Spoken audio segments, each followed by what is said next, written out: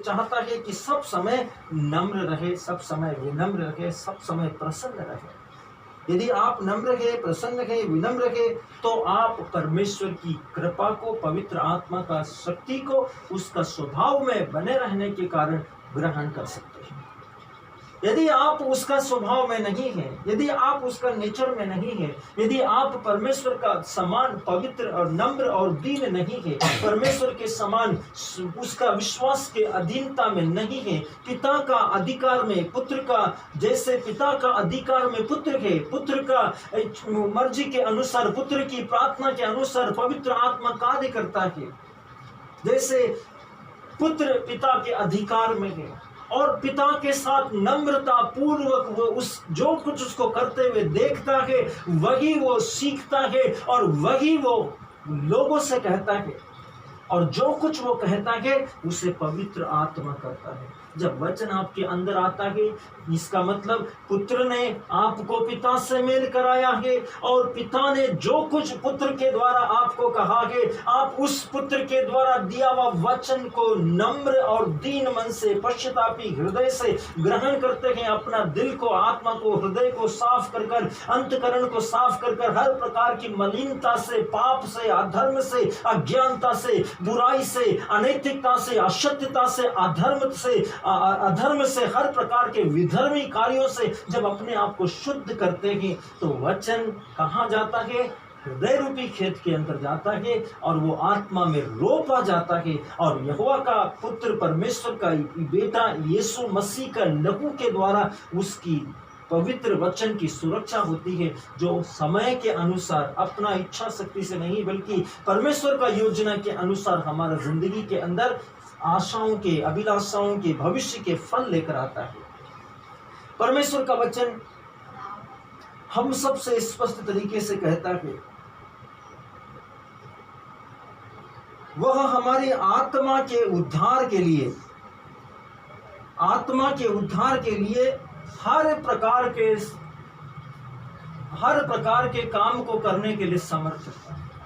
जो वचन हमारे अंदर रोपा गया है, जो वचन हमारा दिल के अंदर आया है, यदि आप उस वचन पर ध्यान करते हैं, यदि आप उस पवित्र वचन पर विश्वास करते हैं, यदि आप उस पवित्र वचन का आदर करते हैं, यदि आप उस पवित्र वचन का उपस्थिति में रहने के लिए हर प्रकार के पाप और बुराई और इच्छा शक्ति से, अधर्म के कामों से अपने आप को अलग करते हैं, अपना जीवन को अलग करते हैं, अपना शरीर को अलग करते हैं, अपवित्रता के लिए अपना शरीर नहीं देते, अयोग्यता के लिए, गुस्से के लिए, नफरत के लिए अपना शरीर को, अपना स्वभाव को, अपना इस जीवन को नहीं देते, पाप के लिए, बुराई के लिए, ठट्ठाहट के लिए अपना इस जीवन को नहीं देते, हर प्रकार के बुरे कामों के लिए अपने शरीर के अंगों को नहीं देते। इसका मतलब कि जो वचन आपके अंदर बोया गया है, आपकी आत्मा में बोया गया है, वो आपकी आत्मा में हर प्रकार के सामर्थ्य के काम करने के लिए उपयोगी है या सक्षम है, हर प्रकार के सामर्थ्य के काम, क्योंकि वचन आपके अंदर है। यदि वचन आपके अंदर है, वचन मतलब यीशु यदि आपके अंदर है, तो प्रभु का वचन कहता है, यदि मैं, जो वचन स्पष्ट कहता है, मेरी शिक्षा यदि तुम में है, यदि तुम मुझ में बने रहो और मैं तुम में बना रहूं, तो जो चाहे वो पिता से मेरे नाम से मांगो तुमको मिलेगा।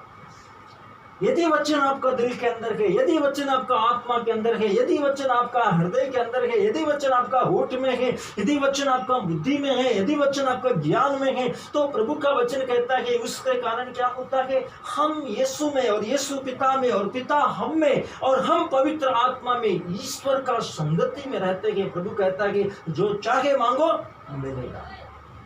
यदि हम उस सिस्टम से बाहर है, परमेश्वर का इच्छा शक्ति के बाहर है, परमेश्वर का वचन का, आत्मा का अनुग्रह के बाहर है, हम मांगते रहेंगे। याकूब का पत्र अध्याय 4 वचन 2 कहता है तुम मांगोगे और तुम नहीं पाओगे, मांगोगे और नहीं पाओगे। लेकिन यदि वचन हमारे अंदर है, हम वचन की धार्मिकता में है, वचन की सत्यनिष्ठा में है, वचन की पवित्रता में है, वचन की आध्यात्मिकता में है, वचन कहता है स्पष्ट तरीके से, मत्ती का सुसमाचार 7:7 में वचन कहता मांगो और तुमको दिया जाएगा, ढूंढो और तुम पाओगे, खटखटाओ और तुम्हारे लिए खोला जाएगा। क्योंकि जो मांगता है वो पाता है, जो ढूंढता है उसको मिलता है, जो खटखटाता है उसी के लिए खोला जाएगा। वचन स्पष्ट तरीके से कहता है, वचन को गंभीरता से ले, क्योंकि वो परमेश्वर सर्वशक्तिमान का वचन है। आप लोग अपने को धोखा नहीं दे, वचन के श्रोता नहीं बल्कि उसके पालनकर्ता भी बने। यहाँ प्रभु स्पष्ट कहता है, बार बार वचन को सुनकर, लगातार वचन को सुनकर, वचन को पढ़कर, वचन का मनन चिंतन कर कर, वचन को पढ़ने के बाद, वचन को ग्रहण करने के बाद, वचन को सुनने के बाद, आत्मिक योद्धाओं की प्रार्थना में सम्मिलित होने के बाद, किसी विशेष स्थान पर जाकर प्रार्थना करने के बाद, उपवास रखने के बाद, यदि वचन के अनुसार हमारा जिंदगी नहीं है, हमारा लाइफ नहीं है, हमारा मुंह का शब्द नहीं है, जीभ से निकलने वाला आवाज नहीं है, हमारा कान में सुनाई आने वाला आवाज वचन के अनुसार नहीं है, हमारा मन में उठने वाला विकल्प विचार वचन के अनुसार नहीं है, हमारा बुद्धि में आने वाले विकल्प या विचार या योजनाएं वचन के अनुसार नहीं है, तो इसका मतलब क्या है? हम वचन के श्रोता तो बने, वचन को हमने सुना तो सही, वचन को हमने पढ़ा तो सही, वचन को हमने देखा तो सही, लेकिन हमने वचन को नजरअंदाज किया, हमने उस पर चले नहीं, हम उस पर अमल नहीं कर रहे, हम उस पर विश्वास नहीं कर रहे, हम उस पर उसका आदर नहीं कर रहे, हम उसका अनुगमन नहीं कर रहे, हम उसका अनुसरण नहीं कर रहे। अनुसरण न करने के कारण वो हमारी आत्मा में निष्क्रिय हो जाएगा। अनुसरण आदर न करने के कारण, अनुसरण न करने के कारण, उसकी योग्यता पर विश्वास न करने के कारण, उसका भय न मानने के कारण, उसको होने के बावजूद भी यदि हम अपने मुंह से, अपनी आंख से, अपना कान से, अपना होठ से, अपने शब्दों से, अपना हृदय से, अपनी इच्छा से, अपनी जलन से, अपनी ईर्ष्या से घृणा करते हैं, पाप करते हैं, अयोग्यता के काम करते हैं, वचन आपके लिए क्रियाशील नहीं होगा। आप मांगेंगे, नहीं मिलेगा, क्योंकि वचन कहता है तुम मांगोगे और तुमको नहीं मिलेगा। प्रभु ईश्वर का वचन हमको सिखाता है, क्या मेरा कान बहरा है? क्या मेरा हाथ अंधा है? क्या मेरा हाथ बचाने में असमर्थ है? मेरा कान सुन सकता है, मेरा हाथ बचा सकता है, किंतु तुम्हारे अधर्म के कामों के कारण, अधर्म के कामों के कारण तुम्हारा प्रभु ईश्वर तुमसे विमुख है, क्योंकि तुम